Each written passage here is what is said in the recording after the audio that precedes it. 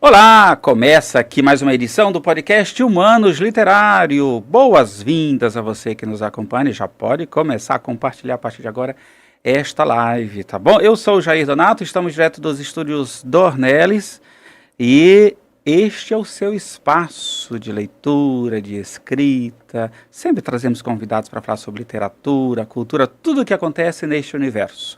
Como é que está a sua leitura? Já leu quantos parágrafos hoje?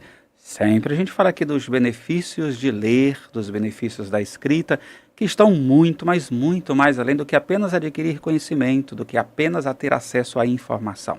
Ler também é um contributo para a sua saúde mental. Muito bem, hoje, dia 23 de agosto, sabe que dia é hoje?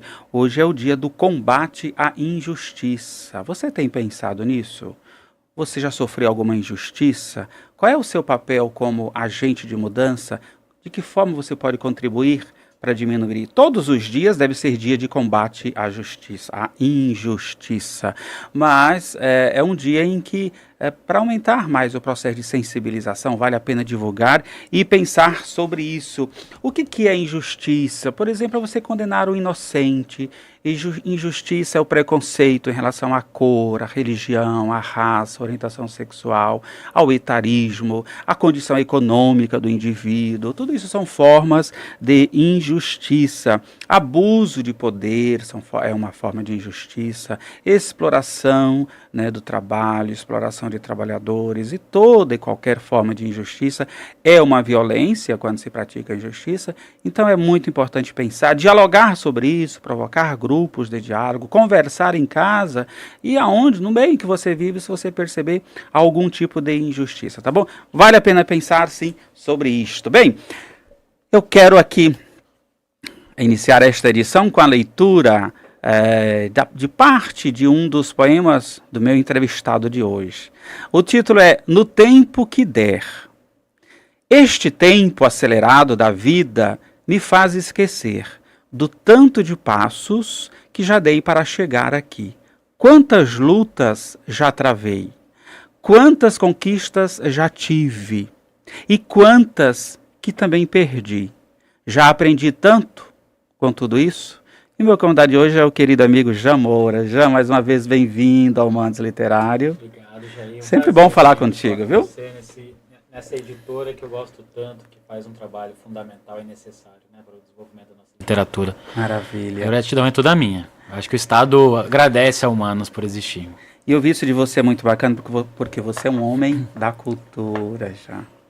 Você representa muito bem isso, e aí eu posso dizer que você respira, né, João? Você trabalha, tem trabalhado, tem prestado seu trabalho à sociedade dentro desse contexto, nas mais diversas formas de expressão da cultura. Né? E o Jean Moura, gente, ele é mestre e doutor em cultura contemporânea. Jean, eu gostaria que você começasse se apresentando, dizendo para nós quem é Jean Moura. Eu sou um lutador pelos sonhos que eu acredito, né? Então, venho de uma comunidade bastante periférica e vulnerável, que é o Porto, e o bairro onde eu cresci, que é o São Benedito. E eu sempre gosto de dizer que foi a leitura e a cultura que realmente me ampliou um horizonte, me abriu uma perspectiva de mundo. E a gente conseguiu, furar um pouco a bolha da invisibilidade, da vulnerabilidade e alcançar alguns outros lugares que muitas vezes não é negado, para algumas comunidades. E tive a oportunidade de estudar, graças ao esforço da minha mãe, do meu pai. E hoje estamos aqui, numa outra perspectiva. Fui secretário, fui durante 15 anos coordenador de cultura do SESC. Foi onde, de fato, o mundo se abre, na minha cabeça e a gente começa a entender cultura como uma política pública. Não só a cultura como a visão antropológica dela, que é os fazeres, os saberes, mas a possibilidade também da gente trabalhar com uma perspectiva de fomento, Então, a gente sabe que uma sociedade ela não existe sem cultura, não existe sociedade sem cultura. Mas se não houver política pública para o desenvolvimento desse segmento, a gente vai viver, porque ele também, além de questões antropológicas, também é geração de renda e emprego. Sim. Então, pensar a cultura como política pública sempre foi onde eu me encontrei, realmente entender. E foi nascer ali no SESC, depois durante 3 anos e meio fui secretário adjunto de cultura no governo do estado de Mato Grosso. E hoje estamos em outro caminho, né? Tentando pensar a partir da legislação, né? De uma possibilidade de ser legislador desse estado, dessa cidade, uma nova política pública para Cuiabá. Né? Sim. Que pesquisas, você é um estudioso sobre cultura, até na decorrência aí do seu mestrado e doutorado, que pesquisas você desenvolveu sobre a cultura? E, claro, isso foi mais no viés acadêmico, mas que pesquisa, que enfoque você deu na produção dos seus trabalhos? Eu sou do teatro, né? Sim. É da onde minha produção artística nasce, é onde eu cresci, né? Fiz parte do grupo Ânima, em Cuiabá. Depois a gente montou o nosso grupo, né? A Confraria dos Atores. Hoje não existe mais, até porque cada um foi enveredar em outros caminhos, né? Boa parte do grupo continua trabalhando com o teatro e eu entrei no mundo, né, da gestão pública. Então, no mestrado eu pesquisei teatro. Foi a minha ferramenta de pesquisa, né? Especialmente nas relações que se estabelece dentro dos grupos de teatro de poder.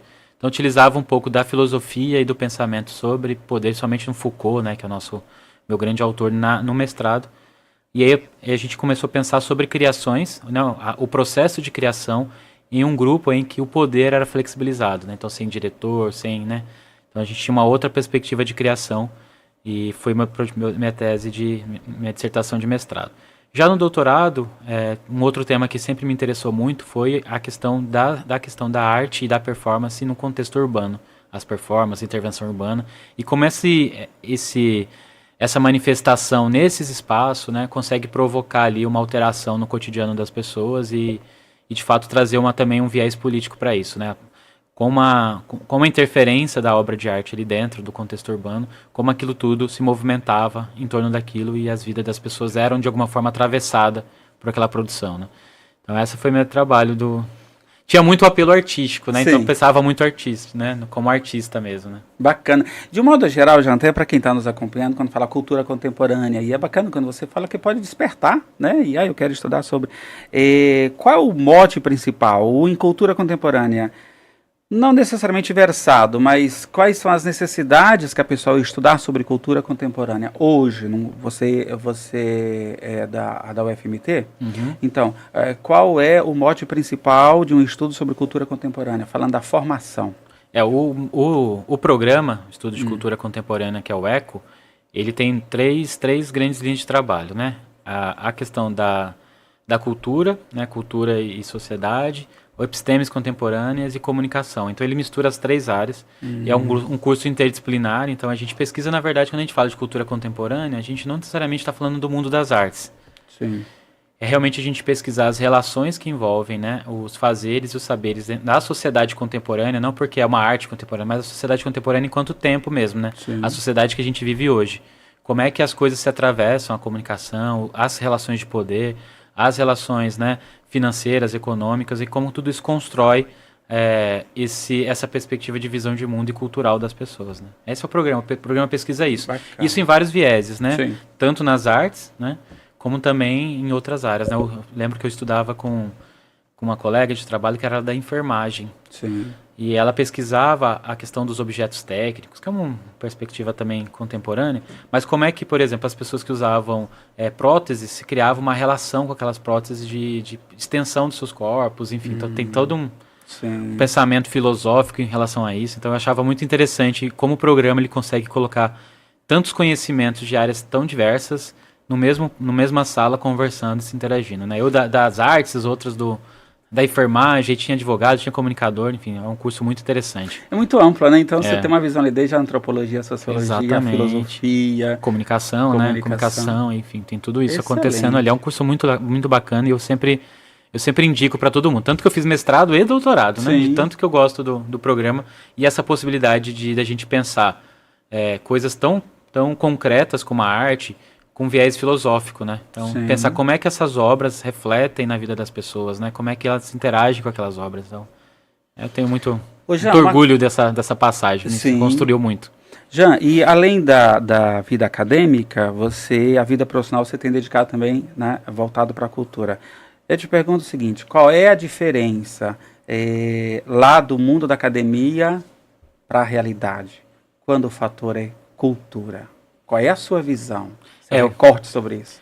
Tem uma coisa que eu sempre falava, né? Assim, a gente precisa pensar a cultura no chão de fábrica, com o pé no chão e no chão batido. Porque a academia te dá muitas ferramentas, com certeza. Mas como a gente pensava muito cultura e a sociedade, apesar de ser cultural, ela não entende muito bem o que é essa coisa tão misteriosa que é a cultura. Sim. Então é um elemento muito difícil de processar, né? Para aquelas pessoas, para a gente, né, que está na academia, às vezes até é difícil para a gente também.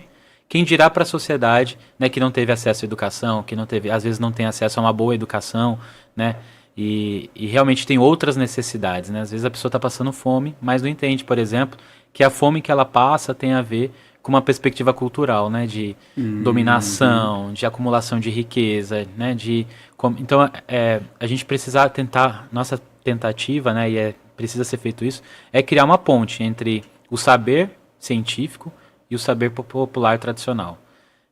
E a próprio ECO faz isso. Eu acho isso tão interessante porque a gente coloca, né? Na minha turma também tinham quilombolas, tinham indígenas, tinham ou pessoas de outras formações e que conseguiam fazer essa ponte entre esse saber que foi construído privilegiando, né, o saber ali recluso a poucas pessoas, com o saber tradicional, o saber popular, né, e essa relação é importante. E aí o que a gente faz, né? Isso me deu uma crise, inclusive, você falando disso me lembra da crise que eu tive quando eu terminei o doutorado. Né? Sim. Eu olhava para minha tese e falei assim, gente, para que serve essa tese, né? Eu ficava assim, gente, para que estranho tudo isso para as pessoas como, né? Não sendo pejorativo, longe de mim, mas para as pessoas que não têm acesso, né? Que tem um pensamento que é do dia a dia, do cotidiano, né? Eu ficava pensando, gente, como é que isso serve? E aí a gente consegue, de fato, né? E aí eu entendo isso quando eu entro na secretaria.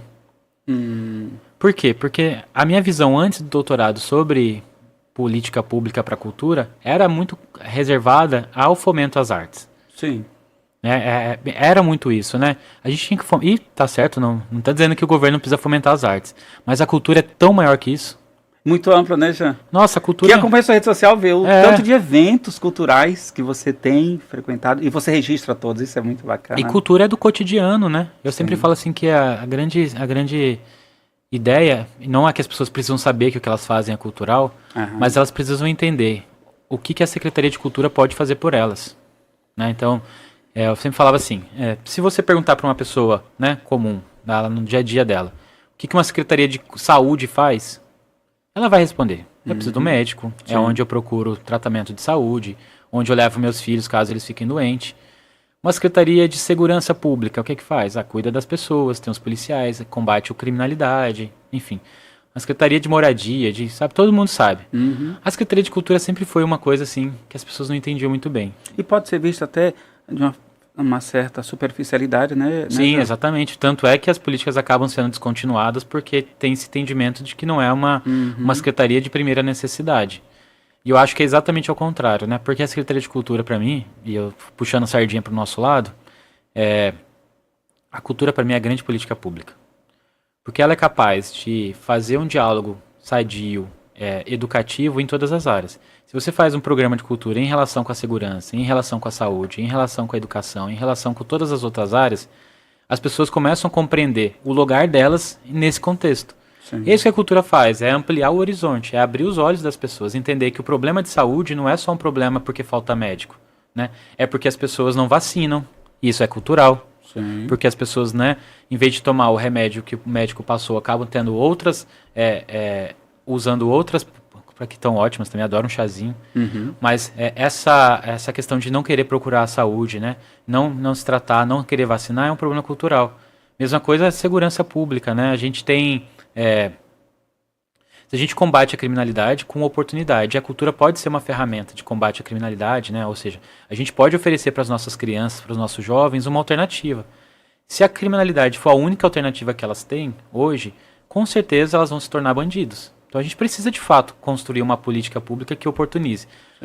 A cultura não é a única que faz isso. Oportunidade você pode encontrar no esporte, você pode encontrar em tantas áreas. Mas a cultura é fenomenal nessa parte, né? Eu sou cria da cultura, né? Participei de projeto social. Foi onde eu consegui, né? O Anima me colocou no mundo, o teatro me colocou no mundo, me abriu um horizonte que eu não tinha.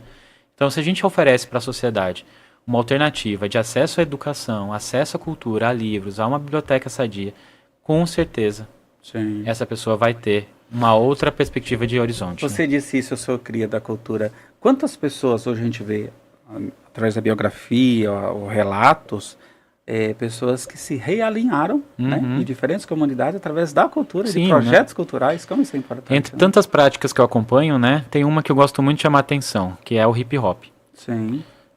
O hip hop é uma produção da favela, né, das comunidades periféricas, né, é ali que nasce. Eu sempre falo para os meninos das batalhas de rima, por exemplo, né, que são também grandes, pessoas que me ensinam muito. Eu sempre falo assim, gente, vocês são altamente politizados. Vocês debatem sociedade aqui o tempo inteiro. Abre uma batalha de rima, vocês estão falando sobre sociedade. Só que vocês se afastaram da política. Então, ao mesmo tempo que vocês fazem política o tempo inteiro, a falta de vocês participarem das ações políticas impede que a própria política pública olhe para vocês. Sim. Então, o que mais quer o sistema opressor, o que ele mais quer é que a gente vire as costas para ele. Duas coisas legais que eu quero que você traga. Quero que você traga. Uma você até já citou, o termo política. Falando do senso comum, a gente está falando da academia do senso comum. Quantas pessoas têm um conceito errado em relação à política, aí fala, não quero falar sobre política, eu detesto política, como se nós não fôssemos seres políticos. Talvez numa confusão entre politicagem, entre aquilo que não gosta ideologicamente, com o que é realmente política. Gostaria que você falasse um pouco sobre o que é política e por que nós somos seres políticos. Eu também, puxando o gancho, gostaria que você falasse sobre um outro estigma que tem em relação à questão cultura. No senso comum, você ainda ouve as pessoas dizerem, aquelas pessoas não têm cultura, como se existe alguém sem cultura, que na verdade ela quer falar de intelectualidade, algo nesse sentido. É interessante esclarecer um pouco isso. Traz pra gente numa linguagem que as pessoas possam perceber o significado desses dois termos. Vou falar sobre cultura primeiro. Sim. Eu acho incrível, né, a gente pensar sobre isso, né? Cultura é o que nos diferencia da natureza. Então eu sempre falo, o que é cultura para mim? Cultura para mim é tudo que não é natureza. Ou seja, tudo que não é dado quando você nasce pela natureza, ou seja, o seu poder de pensar, o seu poder de falar, isso você tem. Mas se você não tiver a cultura, você não fala.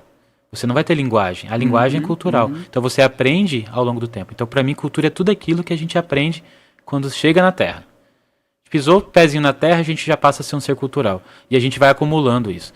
Eu sempre uso uma imagem que é muito, pra minha cabeça, fofinha, que é, sabe aqueles carrinhos de criança que você vai puxando? Sim. Você coloca um monte de brinquedo lá e vai puxando? Cultura pra mim é aquele carrinho, que é a nossa vida, né? Então a gente vai colocando ali tudo que a gente vai aprendendo e desaprendendo ao longo da vida. Sim. Então o carrinho a gente coloca, às vezes ele tá cheio, a gente apaga algumas coisas, coloca outra. Então ele não é fixo, né? Ele é moldável. Então é esse carrinho que a gente carrega na vida, de tudo que a gente vai acumulando, né? De aprendizado. E vamos tomando um cafezinho. Eu gostaria que agora você falasse da sua inserção na política governamental, que esse ano você então sai como já é candidato a vereador. Já, o que motivou você? Você já falou um pouco sobre a visão que você tem sobre a cultura, você conhece bem a nossa sociedade mato-grossense, e não só a Baixada Cuiabana, você tem visitado, até nessa última sua experiência na Secretaria Estadual, você conhece bem sobre nossos aspectos culturais. O que mais motivou você em agora fazer parte da política governamental como vereador? Cara, foi assim, a militância política partidária nasce bem antes, né? Quando eu era militante do movimento estudantil, na escola técnica, eu era no Grêmio, eu era presidente do Grêmio, eu atuava no Grêmio. Então, tava na alma já. Já tava na alma, né? Fui da UJS, na União Juventude Socialista, participei, né, da UBS, que é a União Brasileira dos Estudantes Secundaristas, enfim. Eu venho de uma militância política, né? Sim. Já há muito tempo. E aí, quando eu entrei na Secretaria de Cultura, principalmente no governo, eu entendi que só o conhecimento não era suficiente. Para a gente poder mudar as estruturas, mudar a forma como o poder público e a sociedade encara a cultura, a gente precisava mexer em alguns pontos. E um dos pontos é a legislação. A legislação nossa hoje no país, ela pensa a cultura de uma forma bastante equivocada, né? Ela pensa a cultura como compra pública. Ou seja, eu compro um computador da empresa mais qualificada e com menor preço. Cultura, se a gente começar a pensar dessa forma, a gente sempre vai favorecer as mesmas pessoas. Porque ela não é sobre isso. Fomento à cultura é também desenvolvimento de um segmento, desenvolvimento de um setor. Para eu desenvolver, é óbvio que eu quero fazer a melhor compra. Eu quero comprar o melhor projeto cultural para entregar para a sociedade. Mas eu não posso deixar de pensar no desenvolvimento do segmento. Então eu não posso comprar da melhor empresa. Eu tenho que comprar da melhor empresa também, mas eu também preciso fomentar uma produção que às vezes não tem ainda essa capacidade de produção que às vezes um artista mais renomado, né? É alguma coisa que então eu começo a entender que cultura, quando a gente pensa em fomento, é outra coisa.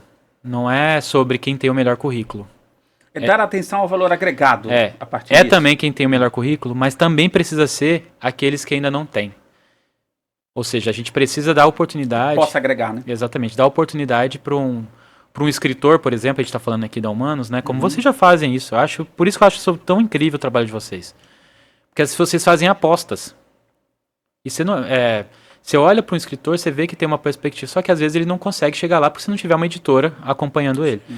E o governo é a mesma coisa. A gente vê, por exemplo, uma comunidade, né? Como uma comunidade de Mata-Cavalo, lá em Livramento, que tem anos e anos de história e tal. Só que se a gente pensar só na política de edital, na capacidade da pessoa escrever um projeto, escrever de forma, né, coerente e coesa, introdução, objetivo, justificativa, planilha orçamentária, etc., aquelas pessoas que já viveram uma sociedade de exclusão, não tiveram acesso à educação, ou tiveram uma educação bastante deficitária, né, já estão ali exclusivas, elas nunca vão acessar um programa de fomento. Sim. Porque o canal de acesso é um canal que pressupõe uma política que elas não tiveram acesso, que é a educação. Então a gente precisa pensar fomento de outra forma. Então não é sobre quem escreve o melhor projeto. É onde o recurso público precisa estar. E só que para isso a gente precisa mudar a legislação. Sim. Hoje a legislação não pensa dessa forma. Ela pensa o edital como se fosse uma concorrência. E não é, a gente não pode pensar fomento dessa forma porque a gente vai acabar criando um cenário de desigualdades ainda maior. Porque no edital a gente vai ter, se ele ficar baseado apenas na capacidade de escrita da pessoa, a gente vai ter no mesmo edital pessoas como a gente, que teve acesso à educação e a possibilidade de escrever um bom projeto, né, ao mesmo tempo com a comunidade como os quilombolas que não conseguiram, não vão conseguir. Então como é que isso vai se competir? Então a gente precisa pensar outras políticas. Sim. Só que hoje, né, trabalhando depois de 3 anos trabalhando no poder público, se desafiando, né, criar uma política pública que combater essa desigualdade, a gente conseguiu fazer muita coisa. E a gente conseguiu mudar ali algumas no fórceps, Você né? deixou sua marca lá, né, já? A nível de fórceps. Mas a gente precisa de uma legislação. Por isso eu me entendi como necessário a gente avançar num campo legislativo. Então a gente precisa propor uma outra política pública para a cultura. No Estado a gente está fazendo isso, né? Com o deputado Beto 2-1, a gente está lá com a Câmara Setorial de Cultura criando nova lei orgânica para a cultura para o Estado. Só que Cuiabá precisa também. Então, uma capital como o nosso Estado hoje, a gente não tem, né, uma política cultural formatada. Está totalmente baseado nas vontades políticas do governante, né? Do prefeito, do secretário. Isso está errado, porque a gente precisa pensar numa política cultural que não dependa da vontade do poder. Como é a saúde, por exemplo. Seja que prefeito, seja que governador entrar naquela pasta, ele vai fazer uma política pela saúde porque ele é obrigado, porque está na legislação. Sim. A cultura não. Apesar de a gente estar ter na Constituição a previsão constitucional que cultura é um direito, na prática ela não se concretiza, porque não tem os outros elementos, que é a política cultural. Sim. A gente tem uma Constituição que garante, mas a gente não tem uma política cultural. Então a gente precisa construir isso. Sim. Foi por isso que eu estou me aventurando, né? Me aventurando nessa loucura. Sim. E está sendo muito desafiador, porque cultura, eu penso o combate à desigualdade que a gente estabeleceu ali na cultura como uma estratégia para todas as áreas. A gente precisa combater a desigualdade na saúde, precisa combater a desigualdade na educação, porque em todos os lugares. O grande problema da sociedade é a desigualdade. A desigualdade em todos os níveis, né? Não dá pra gente entender que uma cidade ela é boa só para algumas pessoas, só para quem mora no centro, que tem o melhor asfalto, que tem a melhor oferta de saúde, que tem a melhor oferta de educação. Uma cidade precisa ser boa para todo mundo, né? Então essa mesma oferta que a gente oferece para o centro, ela precisa também estar nas periferias. Sim. E combater a desigualdade é a minha chave assim, de pensamento. foi o que me conduziu, por exemplo, a pensar, ainda sem legislação que garanta isso, uma política cultural que combatesse a desigualdade, que ampliasse o seu alcance, né? Bacana, já. Quando você fala, por isso estou me aventurando, mas assim, eu diria que você está se aventurando de forma ousada, não como né? um aventureiro pejorativo que não sabe o que quer. É justamente para você ter conhecimento de causa e você defende isso, você na prática você tem acompanhado, estudado, é um pesquisador. Então é muito bacana e é legal a gente observar para as pessoas que a gente, né, estão próximos aí outubro, né, o mês das urnas, é bom a gente olhar para as propostas das pessoas, qual é a ligação que tem entre o ideal de uma pessoa, a história de vida dela, né, o que ela traz ali como algo prático. Eu gostaria, Jean, de deixar bem livre nesse momento para que você falasse dos seus principais projetos. O que realmente quem está nos acompanhando pode entender o que significa voltar no Jean Moura, sabe? Os projetos que você já tem definido, já está trabalhando, aí sei que você está muito corrido, tá? O sono, as noites estão ficando menores, Deixa né? para dormir depois, não tem Deixa para problema dormir não. depois, né? Mas eu gostaria que você falasse um pouco aí direto para as pessoas. Por que escolher o Jean Moura dentro dos projetos que você já tem aí delineados?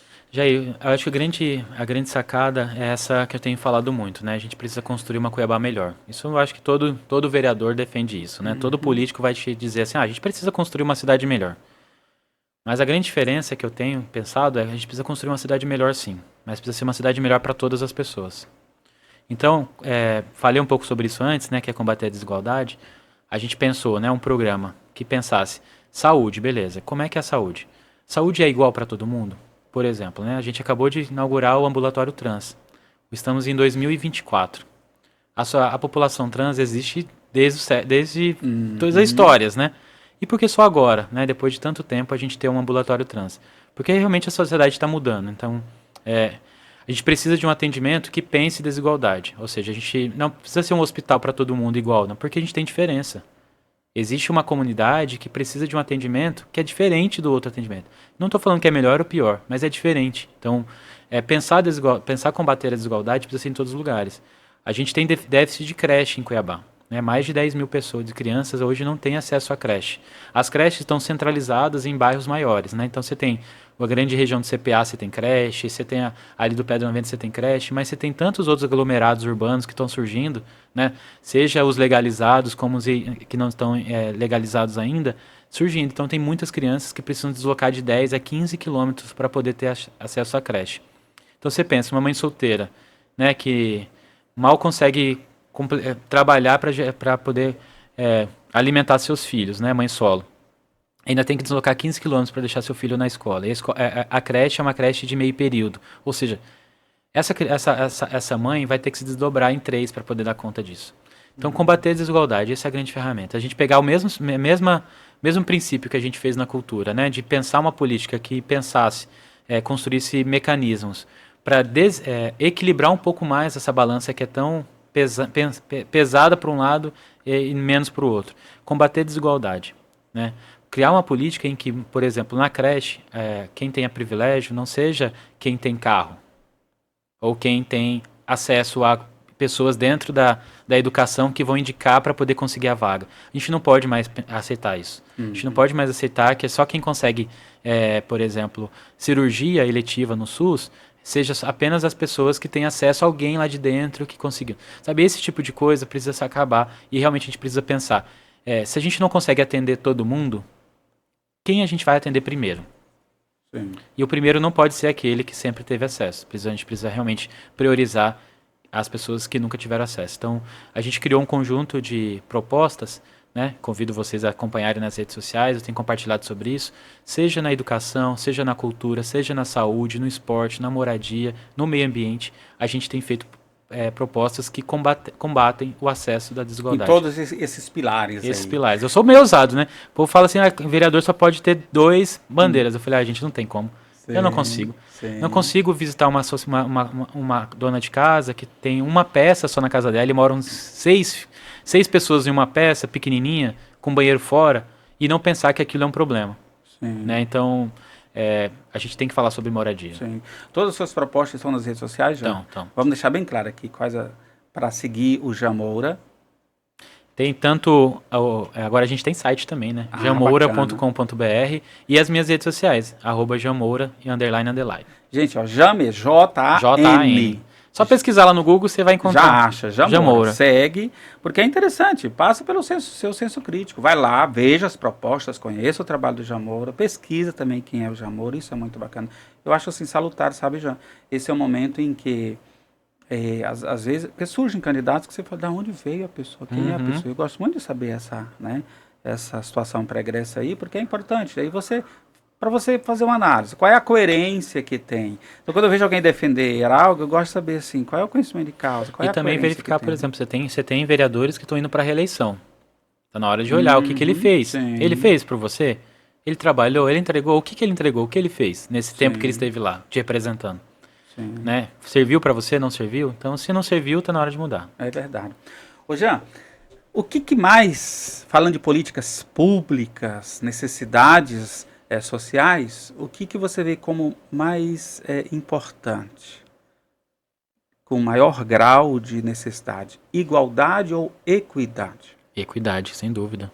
A gente não está toda vez que a gente pensar em igualdade e a gente achar que a gente vive numa sociedade que todo mundo é igual, a gente só tá jogando uma cortina em cima do abismo da desigualdade que a gente vive. A gente vive num mundo em que menos de 5% da população concentram mais de 40% da riqueza. Sim. Enquanto 60% disputam o resto, né? O resto que sobrou dessa riqueza. Então, combater a desigualdade começa por aí. Começar a pensar que não existe igualdade. Sim. Já que não existe igualdade, a gente precisa tratar, né? Como já dizia os nossos amigos pensadores políticos. Precisamos tratar os iguais como iguais e os diferentes como os diferentes. Porque esse é um discurso muito raso, já. Muita gente fala ser igualdade. Não. Você acabou de falar agora há pouco, de acordo com a comunidade, precisa de tratamentos, né, para atender aquela necessidade ali específica. Exatamente. É importante isso. Eu sempre falava isso na cultura, por exemplo. Não sei se a gente tem tempo. Eu estou falando aqui, eu sou uma máquina de ficar falando, Jair, pode me cortar. Eu sempre falo assim, por exemplo, quando a gente pensava lá no Sesc, né? E no governo a mesma coisa. Um ingresso gratuito para um espetáculo de teatro não garante que essas pessoas vão ter acesso. Porque não é só sobre o ingresso, é sobre o transporte. Sim. Sobre uma cultura que não se foi estabelecida, um diálogo que não se estabeleceu com aquela comunidade. Então eu vejo muitos colegas assim, a gente fez espetáculo de graça, não apareceu ninguém. Não apareceu ninguém porque não é, e não vai resolver agora. Não vai resolver simplesmente porque a gente vive numa desigualdade. Então quem tem acesso ao seu ingresso gratuito são pessoas que poderiam ter pago. Começa por aí. Então cobrar, não tem problema você cobrar. O problema é que existe uma outra sociedade que precisa não só do ingresso gratuito, precisa do transporte público. Precisa do lanche das crianças para levar no cinema. Só que lá na casa dela ela tinha condições que permitisse ela sair da casa dela, por exemplo. Então é muito complexo. Então o acesso à cultura ela envolve outros aspectos. Não é só o fomento às artes. Ô, Jean, isso me lembra muito o Capra. É uma teia, né? É uma teia. Literalmente, está interligado aí, perpassa por todas as necessidades básicas do ser humano, né? Quando se trata desse aspecto. É a mesma coisa na saúde, né? Por isso que não dá para ter só hospitais e pós-saúde no centro da cidade. A gente precisa de um CAPS, né, que é o Centro de Atenção Psicossocial. Tem falado muito de saúde mental, né, na nossa caminhada. A gente só tem 3 CAPS em Cuiabá. Numa cidade que tem mais de 600 mil habitantes. Aí você pensa, 600 mil habitantes dividido por 3, quantos mil habitantes por CAPS a gente tem? Impossível atender a sociedade. Então, a gente precisa ampliar essa oferta de saúde mental, porque a gente está vivendo numa sociedade que está se adoecendo cada vez mais. Né? Saúde mental tem sido um problema grave, né? De diminuição de produção, né? De saúde pública de verdade. E a gente precisa pensar isso, né? E pensar combater a desigualdade. Não dá pra gente criar mais um CAPS aqui no centro. Não, tem que ser lá na comunidade. Porque não é só o problema da saúde mental, é sobre o transporte público. Verdade. Então é muito complexo, né? Ô Jean, dentro desse contexto agora de você vir para a política, como atuante aí como um vereador, quais são, ou se você queira se referir apenas a um aspecto cultural que você vê que é necessário ser mudado? Olhando para a nossa sociedade atual, parte adoecida, sempre falo, as pessoas são muito mais adoecidas do que más. A gente vê muitas ações que se dá pelo adoecimento das pessoas. Que cultura, que aspectos que fazem parte da nossa cultura que você vê como importante e com urgência serem mudados e que você, como legislador, pode contribuir para isso? Com certeza a questão do racismo, cara. Eu acho que a gente precisa, a gente vive numa uma sociedade que ainda não entendeu, né? Que óbvio que a gente não vai resolver isso com um projeto de lei ou Sim. com uma atividade. É uma questão. 300 anos de exploração, né, de escravidão, não se resolve com, Uhum. né, com pouco tempo. Então você realmente precisa de um processo. Então, a gente precisa pensar políticas que garantam uma transformação social de verdade. Não basta só ser libertar o escravo. A gente vê uma sociedade que libertou os escravos, mas não ofereceu para eles condições de trabalho, de moradia, de saúde. Então não mudou nada.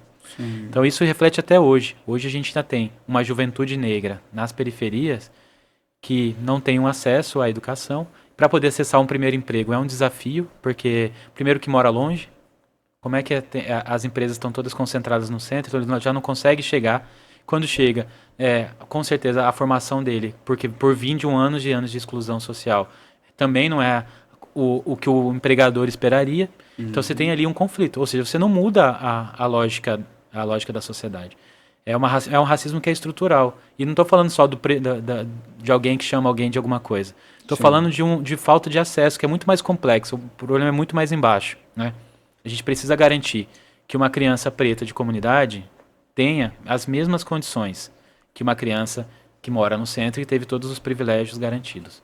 Então, os degraus da juventude negra são muito maiores e tem muito mais degraus para a juventude negra do que qualquer outro. Então, existe ali, a gente precisa combater e fazer com que um jovem negro de periferia tenha as mesmas condições, seja na educação, no emprego, e para ter as mesmas condições não é tratar ele como igual, é Uhum. tratar ele como diferente, Sim. com políticas diferenciadas, né? Com políticas que consigam minimamente corrigir anos e anos de distorção social. Né? E tudo isso que você fala, já ainda é a ponta do iceberg, né? Nossa, claro que sim, é óbvio. Já, queria que você falasse agora, para quem está nos acompanhando, o que mais você gostaria de deixar claro sobre os seus projetos? Não, Porque dia 6 de outubro. 6 de outubro é dia de decisão, é dia da gente ir lá e é muito bom a gente ter consciência das nossas escolhas. Por que eu estou fazendo essa escolha aqui? E é bacana, né, já uma pessoa ver o trabalho. Eu gosto de observar a proposta de todas as pessoas que estão aí, né, colocando o próprio nome. É salutar, né, se colocar, mas eu gosto muito de observar já o que há de coerência. E é bacana isso. Então, estamos numa sociedade que é democrática. Eu sou livre para escolher. Mas é importante que eu tenha consciência, né, já na escolha que eu faço. E eu gostaria que você aproveitasse mesmo e falasse, João, o que você gostaria mais de Eu contar para. acho que de tudo isso que a gente já falou já, né, essa questão de combater a desigualdade, mas principalmente de falar sobre representatividade, né? Sim. Eu acho que a gente precisa pensar em uma bancada que seja uma bancada da cultura, uma bancada, né, da população negra, uma bancada LGBT. Então, eu, enquanto homem, gay, venho da cultura, venho da periferia. Quando a gente vive na pele as dores da sociedade, a gente consegue realmente ter uma compreensão ampliada e uma compreensão mais direcionada e assertiva sobre soluções, né? Só quem sente a dor sabe como curá-la, né? Então, Sim. a gente tem que pensar que a gente precisa de uma representatividade, de fato, verdade. A Câmara Municipal ser um espelho da sociedade. Hoje não é, né? A gente tem uma grande participação masculina, uma ou duas vereadoras mulheres, quase nenhum negro. Então a gente precisa pensar em representatividade. A Câmara Municipal precisa ser um reflexo da sociedade. Né? E hoje a gente não consegue olhar para lá e se reconhecer. Então, Uhum. além de tudo isso que a gente está pensando, eu acho que é importante agora a gente escolher pessoas que sejam próximas e que compartilhem as mesmas questões que você aí de casa, né? Que realmente possa pensar uma sociedade que seja uma sociedade melhor, sim, mas uma sociedade melhor para todo mundo. E a gente está lá chamando atenção para aqueles e para aquelas que historicamente foram excluídas dos processos de decisão, historicamente excluídas dos processos de política pública. É sobre essas pessoas e é da onde eu venho e é por essas pessoas que eu vou lutar. E é muito bacana, eu lembro da sua campanha, já. É nós por nós. Nós por nós. Já, deixa claro aqui o número, vamos colocar também na legenda, mas qual é o número, mediante sua escolha, para a gente escolher Jamoura para vereador. Chamoura 40321, uma Cuiabá melhor, mas uma Cuiabá melhor para todas as pessoas. Acho que eu tinha divulgado errado, eu tinha falado 40325, é 321. 321, né, não vamos errar. 40321. É um prefixo muito conhecido em Cuiabá. 40321. Vamos colocar na legenda também aqui. Agradeço demais. Jean, muito bom conversar com você, muito bom mesmo, viu, Jean? E gostaria que agora a gente indo para o... Antes de ir para o quadro Palavra Literária, nós temos um quadro que chama E o que mais? Eu deixo com você. E o que mais você gostaria de trazer, já? Não, eu só queria dizer, talvez pensar que a gente está num momento bastante importante do nosso país. É as eleições, é o momento de escolher nossos representantes, é o momento da gente pensar com cuidado de verdade, né? Para quem que a gente está dando um voto de confiança. Lembrar que o político, o vereador, ou né, um prefeito, governador, são pessoas que a gente contrata para trabalhar pela gente, para trabalhar para os nossos interesses. Então, você não contrata qualquer pessoa para trabalhar na sua casa. Então, não vai contratar qualquer pessoa para trabalhar na sua cidade. Então, escolha os melhores candidatos. Pode ser eu, pode ser outra pessoa, mas escolha com atenção e cuidado. Escolha, guarde, baixe as propostas do Jean, escolha para acompanhar durante os 4 anos. Isso é importante, né, Jean? Quando a gente não lembra em quem votou na eleição passada, não tem nem como fazer um parâmetro, né, como foi. Então, muito importante. Jean, vamos lá para o nosso quadro. Carta literária, ó, psicologia positiva, resiliência, provérbios populares ou emoções? Emoções. Emoções, muito. Eu sou muito... São muitas as emoções. Já foi assistir Divertidamente 2? Não, ainda não. Não? Muito bom. Preciso ir, porque todo mundo tá falando muito bem no filme. Já, tira aqui. Quase um tarô literário, né? É um tarô literário. Muito bem. Vamos lá, João. Como você identifica que está sentindo alegria? Com palavras? Com gestos? Como você descreve a alegria? Com um abraço. Então, tem muita gente que me fala que minha mãe fala isso, né? Você tem o melhor abraço. Por quê? Porque se eu vou abraçar alguém, eu abraço com vontade. Né? Se eu não gostar da pessoa, eu nem vou abraçar. Mas se eu abraçar, eu vou abraçar com vontade. Então, o toque, para mim, é uma das ferramentas que me mostra. Se eu estou muito contente, muito feliz, eu quero compartilhar. E o compartilhar sempre é com um abraço. Excelente. É muito afetuoso mesmo esse abraço, Jean. O que você se lembra, Jean, de ter aprendido com seus pais sobre alegria? Nossa. Cara, meu pai era um cara muito legal, minha mãe também, enfim, todo mundo. E sim, a minha família sempre foi uma família de muita festa, muito de se encontrar, sabe? Então, se eu tenho uma coisa de alegria, é das nossas conversas na frente de casa ou no quintal de casa, indo sobre as nossas futilidades, sabe? Sim. É aquela conversa descontraída do quintal. Bacana. E a última diz assim, ó, lembre-se de uma situação, você até citou agora, lembre-se de uma situação em que você sentiu muita alegria. Como foi? O que aconteceu com você? Como você ficou? Olha só, engraçado, né? Eu vou falar uma experiência do teatro, talvez, né? Sim. E aí, por que a gente até resolvi fazer teatro na minha vida, né? O primeiro espetáculo que eu assisti na minha vida chamava As Noivas de Hogwarts. Era um espetáculo do Teatro Ânima também, né? Do Grupo Ânima. E foi um espetáculo que eu ri muito. Sim. E eu devia ter 18, 17 anos, né? E foi a primeira vez que eu fui no teatro, inclusive, né? Primeira vez que eu entrei no teatro da FMT, enfim, foi toda uma experiência de primeira vez, né? Um garoto lá da comunidade que nunca tive até... Primeira vez entrando no teatro, foi uma das coisas mais emocionantes da minha vida. E eu lembro que aquele dia foi um dia muito feliz na minha vida. Eu voltei para casa decidido a fazer teatro, a cuidar... Foi naquele teatro que as coisas mudaram. Ao ver no palco atores brilhantes fazendo, né, uma encenação que me marcou muito. Que bacana. João, como acho que você escolheu o tema emoções, você vai assistir depois emoções, trouxe aqui as cartinhas do Uno, escolha uma emoção para falar sobre ela. Olha. Aqui. O que te deixa ansioso? O tempo. Acho que é engraçado como você leu, né, esse texto lá, né? E tempo para mim é uma das coisas que mais me deixa nervoso. Por quê? E às vezes eu me cobro muito, né? Do tipo, eu preciso fazer alguma coisa. Sim. Preciso fazer alguma coisa esse ano. Preciso terminar meu curso, preciso entrar na academia, preciso fazer alguma coisa. Então eu coloco isso como meta na minha vida. E o tempo vem como se fosse um cronômetro ali apertando esse meu desejo. Então isso me deixa muito nervoso. Então, por exemplo, a gente está à véspera da eleição, já estou mega ansioso, é óbvio, né? Por quê? Porque parece que está faltando menos tempo, mais tempo. O tempo está acabando, o tempo está acabando, o tempo está acabando. E a minha vida sempre foi isso, pensar que o tempo está acabando. Tanto que o horário do dia que me deixa mais ansioso, no lusco-fusco, que não é nem noite nem dia, né, tá ali. Porque eu acho que o dia já acabou, tá chegando a noite, eu já perdi mais um dia na minha vida, eu já fico nervoso. E é engraçado, é tudo cultural, né? Sim. Então, o tempo é a coisa que mais me deixa ansioso. Mas você está conseguindo, trabalhando para ter o controle sobre isso, né? Que é importante. Terapia tá em dia. Muito bem. Você fala do Lusco Fusco, olha, para conhecer o pensamento poético do Jean Moura, inclusive ele fala do Lusco Fusco, está aqui, ó. Menestrel, bardo, versos e rimas. Tem um grupo fantástico aqui, né, Jean, de escritores. Não, é muito lindo esse trabalho, gente. Vale muito a pena. Tem escritores que eu não conhecia e acabei conhecendo, sim, escrevendo junto, né? Muito bem. Gente, só acessar humanoseditora.com.br, Humanos com a letra U, lá você encontra Menestrel. Ô Jean, pra gente finalizar, aliás, um bate-bola aqui, mas deixa eu ler uns recadinhos aqui do pessoal que mandou pra gente, Jean, olha só. O Breno diz o seguinte, bora lá, Jean, pra cima. Patrícia Pires, meu vereador. Né? Isso, Patrícia, 40321, acertei, né, Jean? O Stefano diz assim, estamos juntos, meu vereador, sucesso nessa caminhada, vamos juntos, Patrícia, pra cima.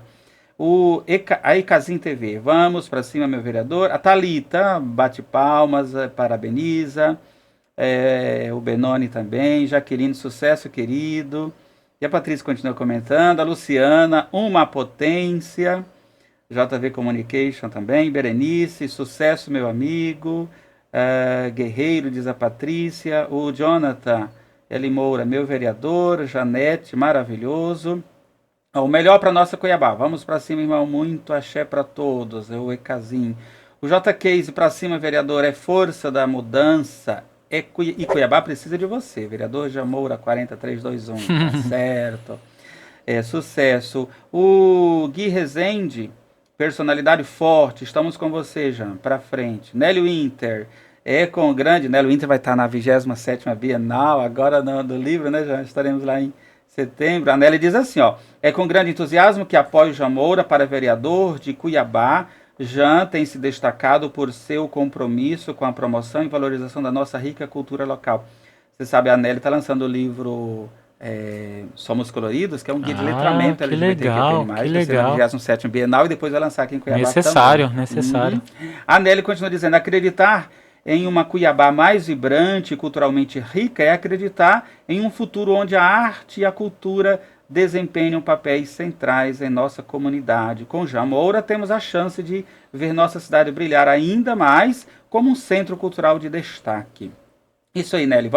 Aí ela continua, vamos lutar juntos, apoiar essa visão e investir no futuro cultural de Cuiabá com Jean Moura. O Lázaro Júnior diz, esse sim é o vereador certo para Cuiabá. Ninguém tem dúvida, viu, Jean? A Edna Barbosa, meu candidato. O Stefano continua dizendo, preparado, inteligente, capaz e com vontade de fazer para o próximo. Tem mestrado, doutorado e conhece as políticas públicas. Joelma, meu vereador. Roberto Pinheiro, me representa muito. Anessa Pinheiro, excelente candidato, tem o meu voto, meu apoio. A Terezinha de Jesus Pinto diz, parabéns, Jean, Deus o abençoe sempre. O Joel de la Torre diz assim, seriedade e competência não lhe faltam, parabéns, meu vereador. Leandro Dornelles, eu voto. Leandro tá viajando. Tá, por onde anda esse homem? Hoje foi para Pontes e Lacerda. Jean, dê um abraço aí pra essa galera animada. Gente, obrigado, viu? Obrigado de coração. Pessoas, assim, tem várias coisas que a política vai acontecer, né? A gente nunca sabe o resultado das urnas. Mas eu acho que, seja lá qual o resultado for, já ganhei tanto e principalmente porque tem pessoas tão incríveis do lado de mim, né? Tem pessoas como a minha família, meus amigos e tanta gente que eu conheci ao longo da vida e que tem feito para mim uma transformação. Tenho aprendido muito com as pessoas, atendido muito, conversando e dialogando. Já fazia isso quando eu era secretário, só que agora virou 3, 4, 5 vezes mais. Debato não só cultura, mas debato saúde, debato moradia, debato tantas outras coisas. E seja lá qual resultado for, eu tenho certeza que eu já ganhei. Porque eu ganhei outra coisa. Ganhei conhecimento, ganhei cultura, ganhei pessoas incríveis ao meu lado. Mas a gente vai trabalhar para ganhar de verdade. Bacana, com certeza. João, conte conosco, todos aqui amam você. E você é um grande amigo, um grande parceiro, conte conosco. Eu que agradeço, Jair, sempre um prazer estar aqui contigo, falando de uma coisa que a gente ama tanto, né? E para terminar, eu quero te perguntar, o que inspira Jean Moura? Me inspira saber que da onde eu vim e para quem eu devo lutar. Então, todas as vezes que eu tenho alguma dúvida sobre o caminho que eu vou fazer, o caminho que eu vou trilhar, eu olho para trás.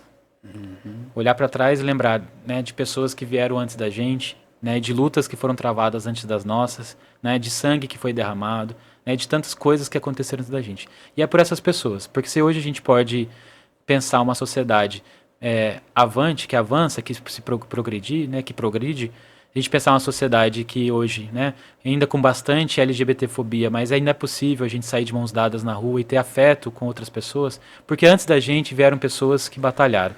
Então é por essas pessoas, por pessoas que disseram, toma, segue, o bastão é seu, a partir de agora, só não deixa ele cair. Já. Sucesso, meu querido. Obrigado. Tá bom? Felicidades. Obrigado mesmo. Gente, muito obrigado. E na próxima sexta-feira estaremos aqui com mais uma edição do podcast Humanos Literários. Aproveita e compartilha esta live aí com o maior número de pessoas, tá bom? Fique bem, fique na paz.